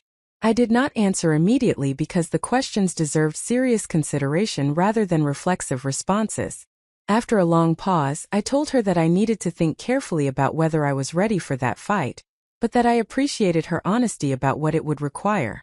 We ended the conversation with her encouraging me to reach out again once I had made my decision, and offering to introduce me to the attorneys and journalists who had been helpful during her own case if I decided to proceed. That night I could not sleep. I lay in bed reviewing everything I had learned over the past week, weighing the costs and benefits of different courses of action, and trying to determine what I was actually prepared to sacrifice in pursuit of justice and proper attribution. The safe path would be to negotiate some kind of exit from Holloway Innovation Labs, perhaps securing a settlement that gave me enough money to start fresh somewhere else while allowing Marcus to continue claiming credit for my work. That approach would minimize conflict and let me move on with my life relatively quickly. But that safe path would also mean abandoning the technology to someone who would develop it in ways that contradicted my values and intentions. It would mean allowing Marcus to continue the pattern of exploitation that had harmed Jennifer Morrison, and presumably others before her. It would mean accepting that technical excellence and documented truth mattered less than business connections and willingness to lie convincingly. Most fundamentally, it would mean teaching myself that I was not worth fighting for, that my work could be stolen and my contributions erased without serious consequences. I thought about my mother's advice from years ago, that intelligence was like a muscle that grew stronger with use and that I should never be afraid to exercise mine fully. I had spent my entire career developing my intellectual capabilities, pushing myself to solve difficult problems and create innovations that did not exist before. But I had not been exercising the other muscles necessary for survival in competitive environments. I had not been protecting myself from exploitation. I had not been ensuring that my work would be properly attributed and controlled. I had not been standing up against injustice even when standing up required confrontation and risk. If I walked away now without fighting, I would be teaching myself that those muscles did not need development, that I could succeed through technical excellence alone without attending to the social and political dimensions of professional life. That lesson would be both false and destructive. The reality, as I was learning painfully, was that technical excellence meant nothing if someone else could claim credit for it convincingly enough that people believed the false narrative. By the time dawn broke, I had reached a decision. I would fight. Not because I enjoyed conflict or wanted revenge, but because the alternative meant betraying both the technology one had created and my own sense of integrity. I would document everything comprehensively, would build a case that Marcus could not refute, and would ensure that the truth became publicly undeniable regardless of his attempts to maintain his fabricated narrative. The costs would be high, but the cost of not fighting would be even higher in ways that would compound over years and affect not just me but everyone who might benefit from technology developed according to its creator's values rather than its appropriator's priorities. I got up and made coffee, then sat down at my kitchen table with my laptop and began drafting a comprehensive plan of action. The plan would need to accomplish several objectives simultaneously. First, I needed to secure all evidence documenting my work and Marcus's misrepresentations before he had any reason to restrict my access or destroy inconvenient documentation. Second, I needed to consult with attorneys who could advise me on the legal dimensions of intellectual property disputes and employment law. Third, I needed to identify allies who could provide support and potentially serve as witnesses to my contributions. Fourth, I needed to determine the most effective moment and method for confronting Marcus with evidence that would force acknowledgement of the truth. The plan also needed to account for the reality that Marcus would fight back aggressively once he understood I was challenging him seriously. He would attack my credibility, characterize me as a disgruntled employee making false claims, and use his superior resources and business connections to try to exhaust me legally and professionally. I needed strategies for countering those attacks and maintaining public pressure, even when the immediate legal battles became protracted. Over the following days, I implemented the first phases of my action plan with methodical precision. I continued downloading and securing copies of all documentation, while maintaining my normal work routine so Marcus would have no indication that anything had changed. I scheduled consultations with 3 different intellectual property attorneys, wanting to hear multiple perspectives before selecting representation. I reached out to colleagues who had observed my work over the past 2 years, explaining that I was documenting my contributions to the Neural Interface project, and asking if they would be willing to provide written statements about their observations of my role. The responses from colleagues were illuminating and encouraging. Several people immediately understood what must be happening and expressed outrage that Marcus would attempt to claim credit for work they had personally witnessed me performing. One senior researcher who had visited our laboratory several times to consult on technical challenges wrote a detailed email describing specific conversations where I had explained innovations I was developing and problems I was solving, noting that Marcus had not been present for those discussions and had demonstrated limited understanding of the technical details when he had occasionally joined our conversations. Another colleague forwarded me an email chain from several months earlier where Marcus had asked him for technical advice about the adaptive algorithm, revealing that Marcus did not understand fundamental aspects of how the system actually functioned. My colleague had assumed at the time that Marcus was simply catching up on technical details that his business partner had developed, but the email chain served as excellent evidence that Marcus could not have been the person who invented technology. He did not understand well enough to explain or troubleshoot. These statements from third-party observers would be crucial for countering Marcus's inevitable claims that my documentation was fabricated or exaggerated. He could attack my credibility as an interested party, but he would have much more difficulty dismissing multiple independent witnesses who had no personal stake in the dispute and whose technical expertise made their observations particularly credible. The attorney consultations provided clarity about both my legal position and the challenges I would face. All 3 lawyers agreed that the patent filing in my name as inventor created strong presumption of my ownership of the intellectual property, and that Marcus's employment of me did not automatically transfer those patent rights to him, or the company without explicit assignment agreements. The employment agreement I had signed was vague enough about intellectual property that it would not clearly support Marcus's claims of ownership. However, the attorneys also warned that intellectual property disputes could become extremely expensive and protracted, especially when the opposing party had resources to sustain lengthy litigation. Marcus could argue that even if I was the named inventor, my work had been done as an employee using company resources and therefore belonged to the company he controlled. He could claim that his contributions had been conceptual rather than technical but were still essential to the innovations. He could characterize my documentation as revisionist history created after the fact to support false claims. Winning such a dispute would require not just proving that I had invented the technology, but also demonstrating that Marcus had systematically misrepresented his role in ways that constituted fraud or breach of fiduciary duty. That higher burden of proof would require the comprehensive documentation I was assembling, but even with strong evidence, the legal process could take years and cost hundreds of thousands of dollars in attorney fees. 2 of the 3 attorneys I consulted recommended attempting to negotiate a settlement before pursuing litigation, suggesting that the costs and uncertainties of trial made some kind of compromise more practical than fighting to the end. But the 3rd attorney, a woman named Catherine Reeves who had handled several high-profile intellectual property theft cases, took a different view. She argued that Marcus's pattern of behavior and his fraudulent representations to investors created circumstances where public exposure might be more effective than private legal action. Catherine explained that people like Marcus relied on maintaining plausible deniability and avoiding public scrutiny of their methods. If their misrepresentations remained private disputes that could be characterized as differences of opinion about contribution levels, they could often outlast their victims through superior resources. But if their fraud became public knowledge documented in ways that journalists and industry observers could verify independently, the reputational damage could force acknowledgement and accountability, even without successful litigation. This perspective aligned with what Dr. Okonkwo had told me about making her dispute public rather than treating it as purely private legal matter.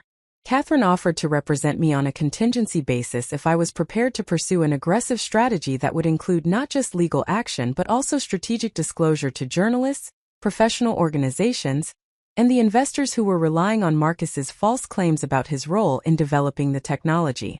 The prospect of making the dispute public was daunting because it meant accepting that my professional reputation would be tied to this conflict for years to come, that every future opportunity would involve people knowing I had been involved in intellectual property litigation against a former business partner. But Catherine argued persuasively that the alternative was worse, that allowing Marcus to succeed in stealing my work would define my reputation even more destructively as someone whose innovations could be appropriated without consequence.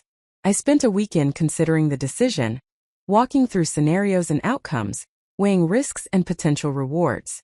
By Sunday evening I had reached my conclusion. I would retain Catherine Reeves as my attorney, and would pursue the aggressive strategy she recommended. I would build an overwhelming case documenting my contributions and Marcus's fraud, and then I would expose that fraud publicly in ways that would make the truth undeniable regardless of his attempts to maintain his false narrative. The decision brought a sense of clarity and purpose that had been absent during the confusion and betrayal of the previous weeks. I was no longer reacting to discoveries of Marcus's wrongdoing. I was now actively planning how to hold him accountable and ensure that the technology one had created would be developed according to principles that honored its intended purpose. The path ahead would be difficult and costly, but it was the right path. And I would walk it with determination and strategic intelligence, exercising all the muscles necessary for success rather than relying only on technical excellence and hoping that would be sufficient. Marcus had built his career by exploiting researchers who did not fight back effectively. He had refined his methods through practice on victims who had lacked either the documentation or the resolve to challenge him successfully. But he had made a critical miscalculation with me.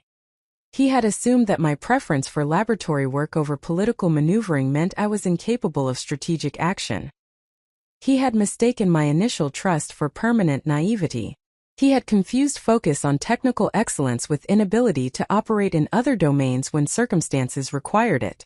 Those assumptions were about to cost him everything he thought he had secured through his carefully constructed lies.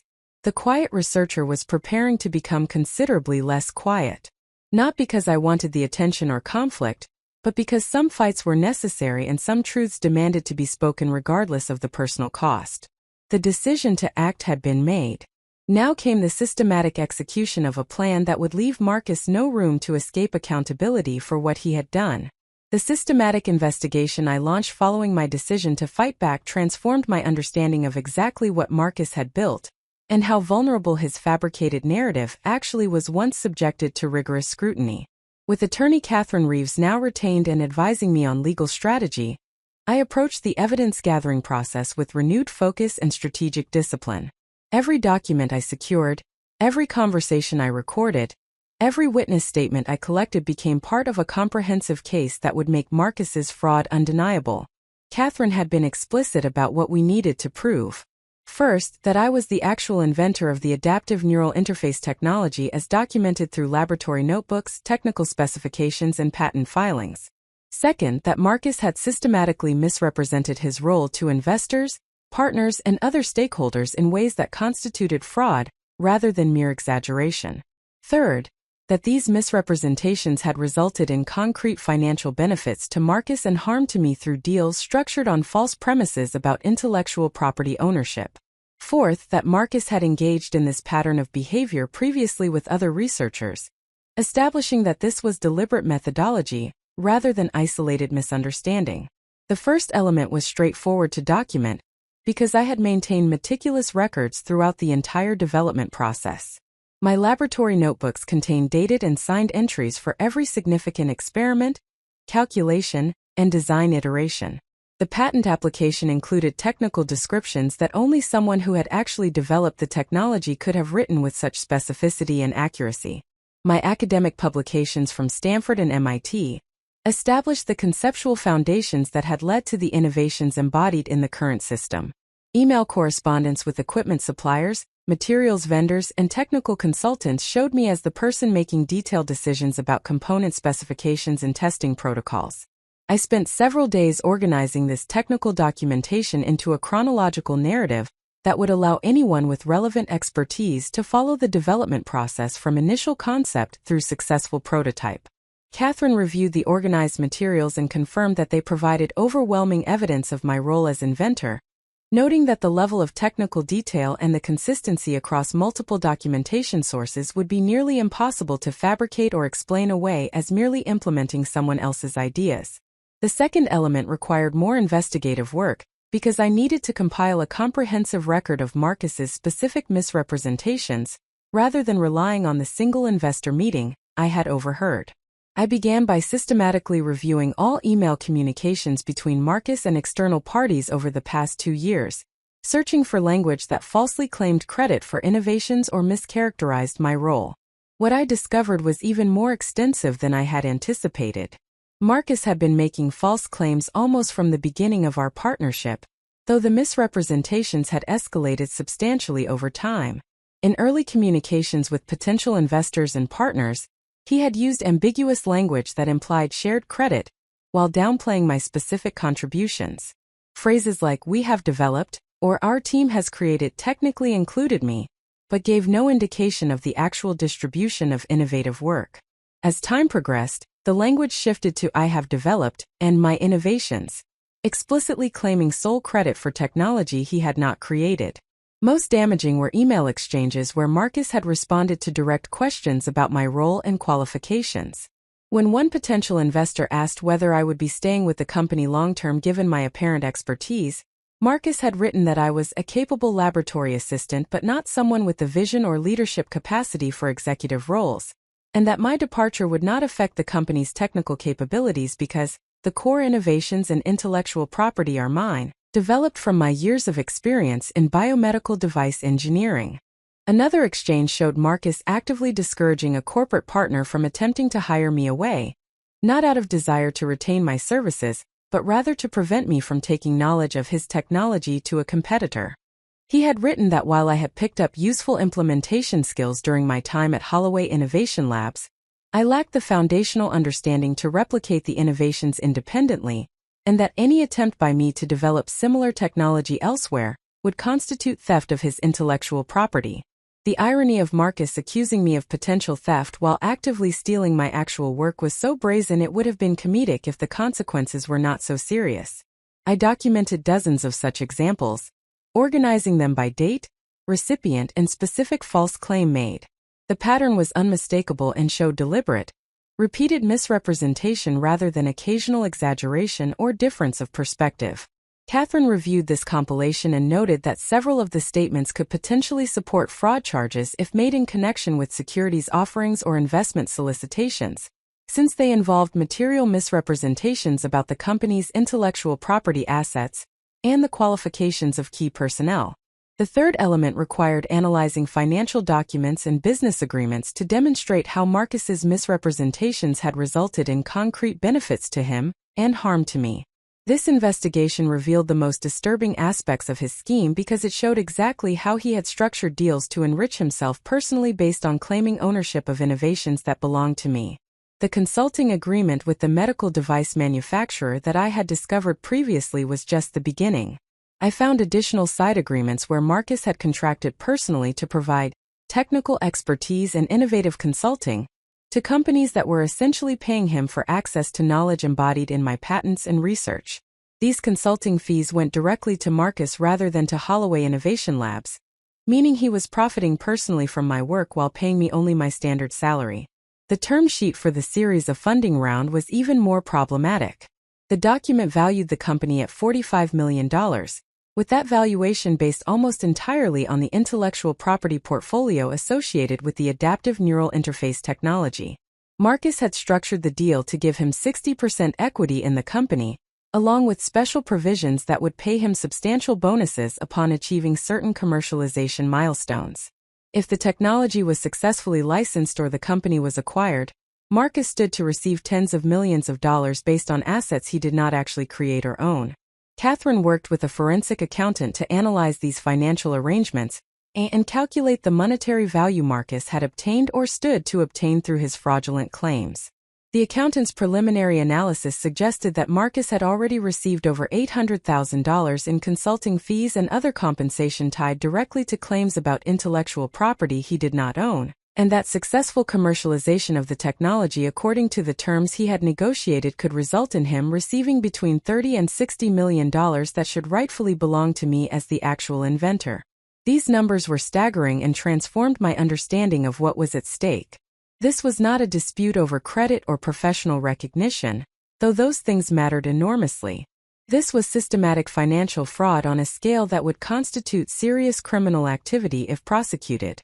Marcus had built an elaborate scheme to steal innovations worth potentially hundreds of millions of dollars in market value, using my work as the foundation for personal enrichment while paying me a researcher's salary, and planning eventually to discard me entirely once he had secured his financial position.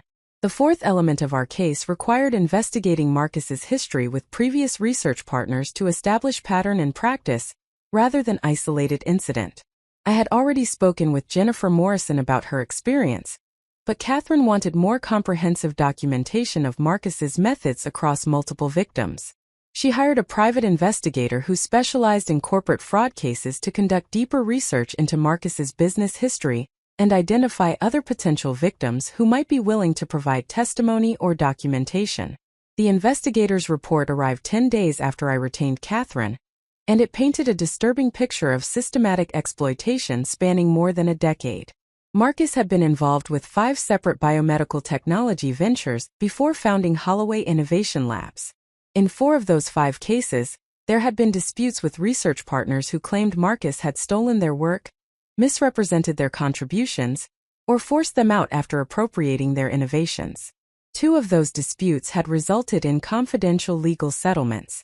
One had ended with the research partner abandoning their claims due to lack of resources to sustain litigation. One had simply dissolved with the disputed technology never successfully commercialized. The investigator had managed to identify and interview 3 of these previous victims, all of whom described experiences remarkably similar to mine. Marcus had recruited them based on their technical expertise and innovative capabilities, had initially positioned himself as a supportive business partner who would handle funding and commercial development while they focused on research, and had then gradually appropriated credit for their work, while systematically diminishing their roles, until he could either remove them or reduce them to subordinate positions where they had no claim to ownership. One former partner described how Marcus had literally taken her laboratory notebooks during a business dispute, and then used the technical information in those notebooks to file patent applications, listing himself as inventor. She had been unable to recover the notebooks or prove they had been hers because Marcus claimed they were company property created by employees working under his direction. Without the physical evidence of her original documentation, she had not been able to establish her inventorship clearly enough to prevail in the subsequent legal battle. Another victim recounted how Marcus had recorded their technical discussions without disclosure, and had then used those recordings selectively to create appearance that the victim had been consulting with Marcus about how to implement Marcus's ideas, when in fact the discussions had been the victim explaining to Marcus how innovations actually functioned. By controlling the narrative and cherry-picking evidence, Marcus had been able to make lies appear plausible to people who had not witnessed the actual working relationship. These accounts were invaluable because they demonstrated that Marcus had refined his methods through practice, learning from each victim what strategies worked for appropriating credit and what vulnerabilities he could exploit. The pattern also showed that my situation was not unique or the result of misunderstanding, but rather represented Marcus's fundamental business model. He was someone who could not create innovations himself but who had developed sophisticated techniques for identifying innovative researchers and stealing their work. Catherine incorporated all of this historical evidence into our case file, noting that pattern evidence would be crucial for demonstrating that Marcus's treatment of me was deliberate fraud rather than good faith business dispute where reasonable people could disagree about contribution levels. The testimony from previous victims would show that Marcus had done this before, had faced consequences that were insufficient to deter him, and had continued the pattern with increasing sophistication. As I worked through this evidence-gathering process, I also began documenting Marcus's behavior in real time to capture his ongoing misrepresentations. Catherine had advised me to keep detailed contemporaneous records of every interaction with Marcus, every representation he made about the technology or my role, and every instruction or directive that might be relevant to understanding our working relationship. I began keeping a digital journal where I recorded these interactions immediately after they occurred, including dates, times, witnesses present, and verbatim quotes whenever possible. This documentation proved valuable almost immediately. 3 days after I began keeping detailed records, Marcus called me into his office for what he characterized as a routine check-in meeting. The conversation quickly revealed itself to be anything but routine. Marcus explained that the series of funding round was progressing well, and that the investors were very excited about the technology's commercial potential. However, he said, some of the investors had expressed concerns about the team structure and wanted clarity about roles and equity distribution going forward. Marcus then presented what he called a simplified and clarified employment agreement that he wanted me to sign. The new agreement included several provisions that had not been in my original employment contract. Most significantly, it contained explicit language stating that all intellectual property I had developed or would develop during my employment belonged exclusively to Holloway Innovation Labs, with no personal rights retained by me as inventor. It also included a provision acknowledging that Marcus Holloway was the primary inventor and innovator behind the adaptive neural interface technology, and that my role had been technical implementation and laboratory support. The document was breathtaking in its audacity. Marcus was asking me to sign away rights I actually possessed and to formally acknowledge false statements about his role in creating the technology. If I signed this agreement, I would be providing written confirmation of his fraudulent narrative, making it nearly impossible to later challenge his misrepresentations. The new employment agreement was essentially a legal trap designed to cement his theft of my work by getting me to voluntarily surrender my rights and validate his lies. I kept my expression neutral as I reviewed the document, asking Marcus if I could take some time to review it carefully before signing. He immediately became insistent, explaining that the investors needed clarity quickly and that any delay might jeopardize the funding round. He characterized the changes as merely formalizing what had always been understood about our working relationship, saying there was no reason for concern or hesitation about signing unless I was planning to leave the company, in which case we would need to discuss that separately. The pressure tactics were transparent, but I maintained composure and simply repeated that I wanted to review any employment agreement changes with an attorney before signing. which was standard professional practice for any significant contract. Marcus's expression hardened, and he said that my reluctance to sign was concerning because it suggested I did not have full confidence in our partnership or commitment to the company's success. He implied that my hesitation might cause him to reconsider my role going forward. I left that meeting having learned several crucial things. First, Marcus was feeling pressure from investors to clarify the intellectual property situation, which suggested they were conducting due diligence more carefully than he had anticipated. Second, he was concerned enough about his legal position that he was attempting to retroactively secure documentation that would support his false narrative. Third, he was prepared to threaten my employment if I did not cooperate with signing away my rights. All of this confirmed that he understood his position was vulnerable, and that he was taking defensive measures to shore it up before I could effectively challenge him. I immediately documented the entire conversation in detail, including Marcus's specific language about investor concerns, his characterization of the employment agreement changes as merely formalizing existing understanding, and his veiled threats about reconsidering my role if I did not sign promptly. I also photographed every page of the proposed agreement and sent copies to Catherine along with my written account of the meeting. Catherine's response was immediate and unequivocal. Under no circumstances should I sign the proposed agreement, as doing so would severely damage our legal position by providing written acknowledgement of claims that were demonstrably false. She also noted that Marcus's attempt to pressure me into signing a document that would transfer valuable intellectual property rights could itself constitute fraud or coercion, particularly given the power imbalance between us as employer and employee.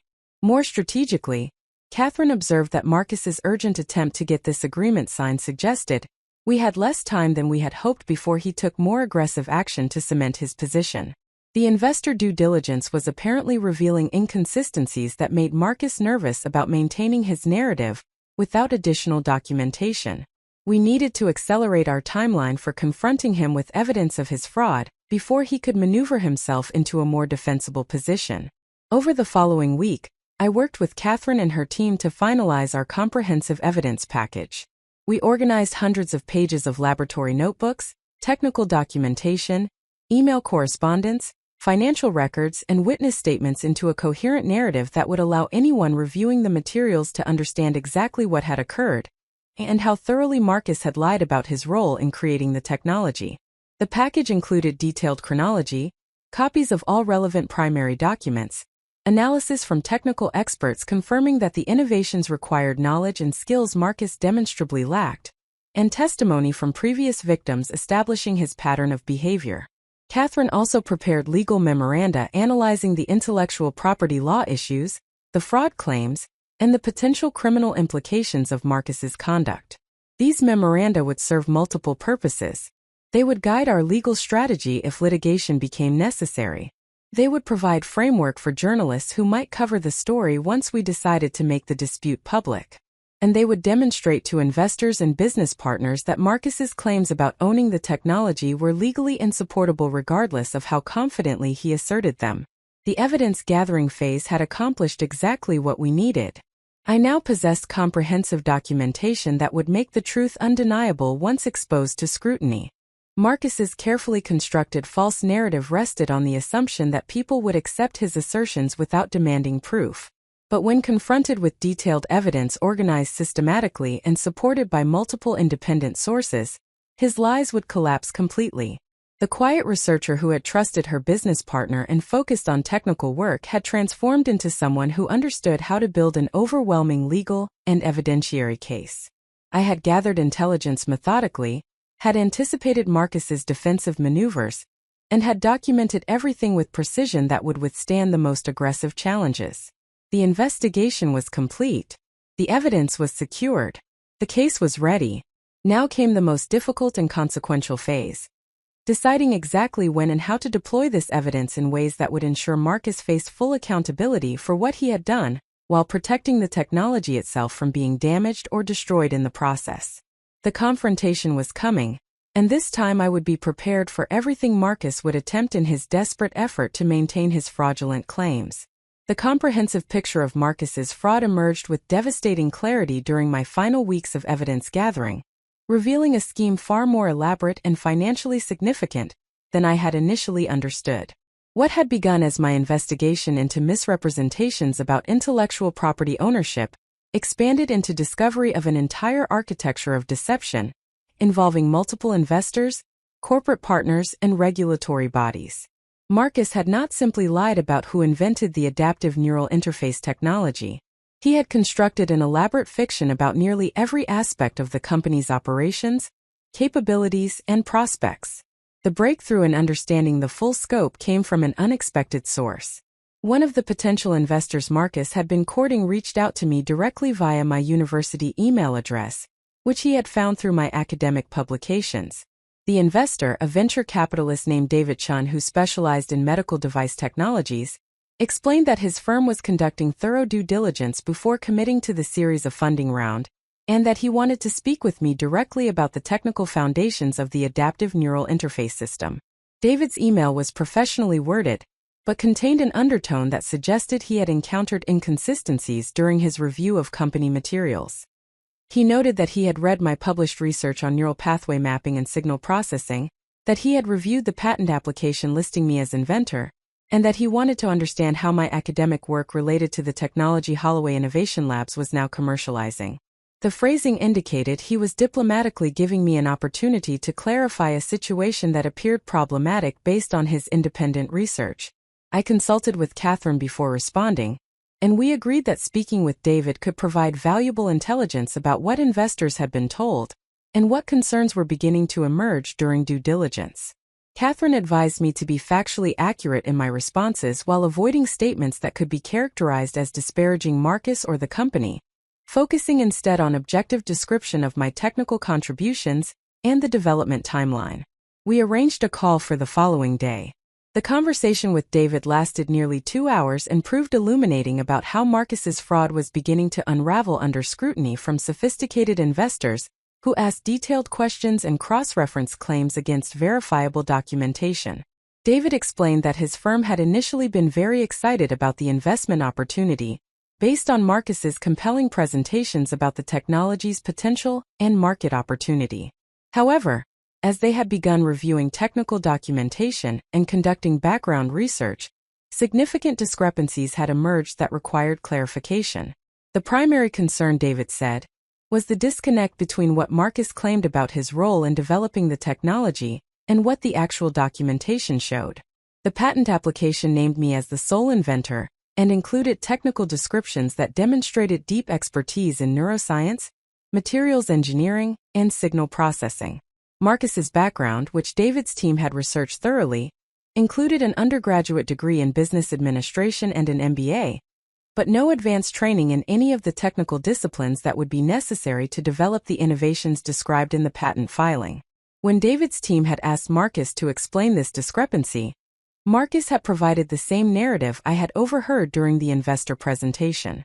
He claimed that while I had conducted laboratory work and generated data, the conceptual breakthroughs and innovative thinking had come from him based on his years of industry experience. He had characterized the patent filing as a legal technicality that listed me as inventor for employment law reasons, but that did not reflect the actual distribution of innovative contribution. David had found this explanation unsatisfying because it did not align with standard patent law or with the level of technical detail present in the patent application.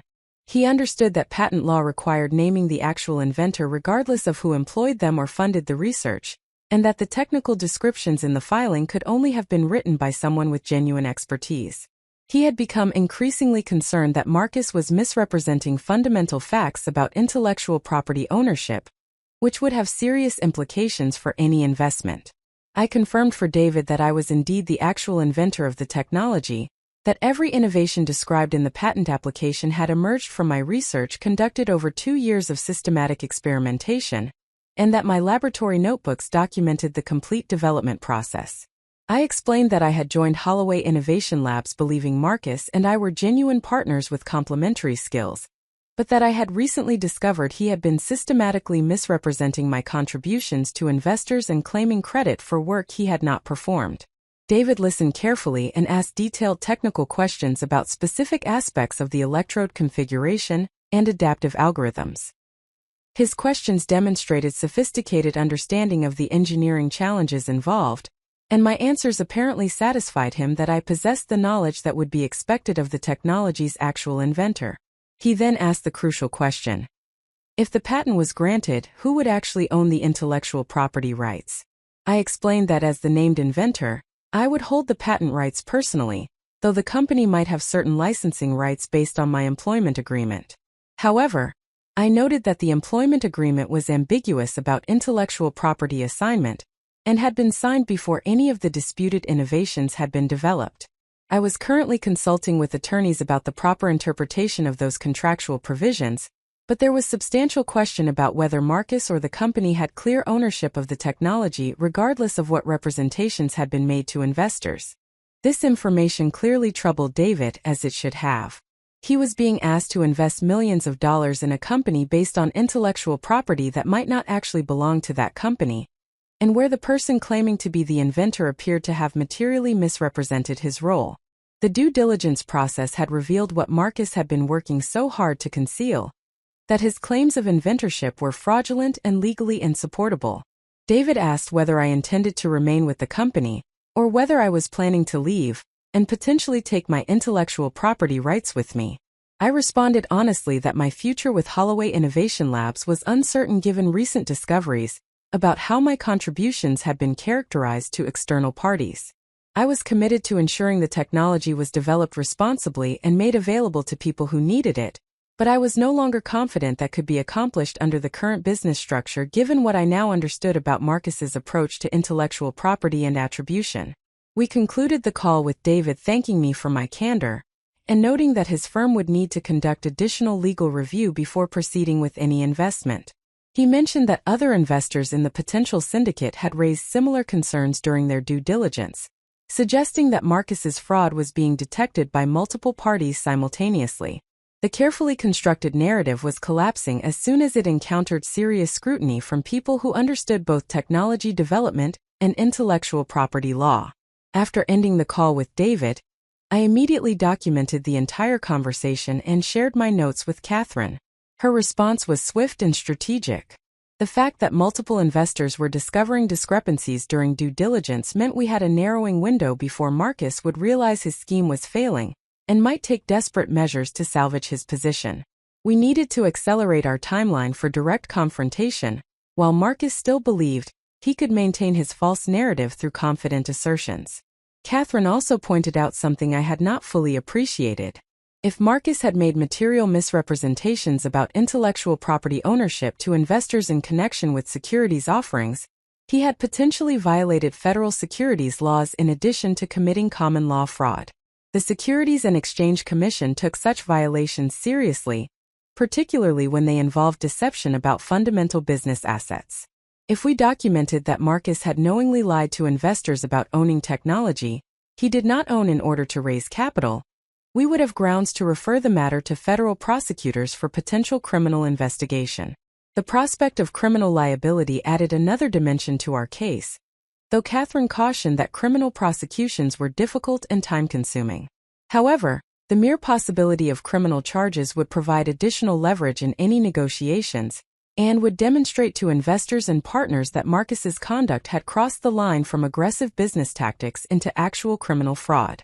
Over the following days, I worked with Catherine to document exactly what Marcus had told investors about intellectual property ownership, and to compare those representations against the actual legal reality. We obtained copies of the pitch deck Marcus had used in investor presentations, the term sheets he had circulated to potential investors, and the private placement memorandum that had been provided to parties conducting due diligence. Each of these documents contained statements about the company's intellectual property assets that were materially false or misleading. The pitch deck claimed that Marcus had developed groundbreaking neural interface technology, and that Holloway Innovation Labs owned comprehensive intellectual property protection for these innovations. Neither statement was accurate. Marcus had not developed the technology, and the company's ownership of the intellectual property was questionable at best given that the patent applications named me as inventor and my employment agreement did not contain clear assignment language. The term sheet stated that investment would be made in a company that controls exclusive rights to adaptive neural interface patents and trade secrets developed by founder Marcus Holloway. This characterization was explicitly false. The patents were in my name, not Marcus's. The trade secrets embodied in laboratory notebooks and technical documentation had been created by me, not Marcus. And the company's control over these intellectual property rights was disputed rather than established. Most problematic was language in the private placement memorandum, a formal legal document provided to sophisticated investors, which stated unequivocally that all intellectual property related to the adaptive neural interface technology has been developed by company management and is wholly owned by Holloway Innovation Labs with no third-party claims or encumbrances. This statement was demonstrably false and had been made in a securities offering document where accuracy was legally required and misrepresentation could constitute federal securities fraud. Catherine worked with a securities law specialist to analyze whether Marcus's misrepresentations met the legal standard for securities fraud. The analysis concluded that if Marcus had known his statements about intellectual property ownership were false when he made them, and if he had made those statements with intent to induce investment, the conduct would likely satisfy the statutory requirements for criminal securities fraud. The challenge would be proving his knowledge and intent, but his pattern of similar misrepresentations across multiple communications suggested conscious deception rather than innocent mistake. As we compiled this securities fraud evidence, another troubling dimension of Marcus's scheme emerged through my continued investigation of company financial records. Marcus had not only misrepresented intellectual property ownership to investors, he had also been systematically diverting company resources for personal benefit in ways that suggested additional fraud beyond intellectual property theft. The consulting agreements I had discovered previously were just the visible surface of a more elaborate structure. Marcus had created multiple related entities that contracted with Holloway Innovation Labs for various services. One entity provided strategic advisory services and received substantial monthly payments for undefined consulting work. Another entity leased laboratory equipment to the company at rates well above market value. A third entity held licensing rights to certain intellectual property that Marcus claimed to have developed before founding Holloway Innovation Labs, though my research suggested this pre-existing intellectual property was either non-existent or had actually been developed by yet another former research partner Marcus had pushed out of a previous venture. These related party transactions allowed Marcus to extract money from Holloway Innovation Labs, while maintaining the appearance that the company itself was not yet profitable. Investors were being told their capital would be used for research and development, regulatory approval processes, and commercial infrastructure. In reality, substantial portions of invested capital were being diverted to Marcus personally through these side arrangements that he controlled. Catherine brought in a forensic accountant to trace the flow of funds through these various entities, and to calculate how much money Marcus had extracted from company operations. The preliminary analysis suggested Marcus had diverted at least $2 million over the past 18 months through various related party transactions, consulting fees, and personal expenses charged to company accounts. This financial fraud compounded the intellectual property theft and provided additional grounds for both civil and criminal legal action. Up next, you've got two more standout stories right on your screen. If this one hit the mark, you won't want to pass these up. Just click and check them out. And don't forget to subscribe and turn on the notification bell so you don't miss any upload from us.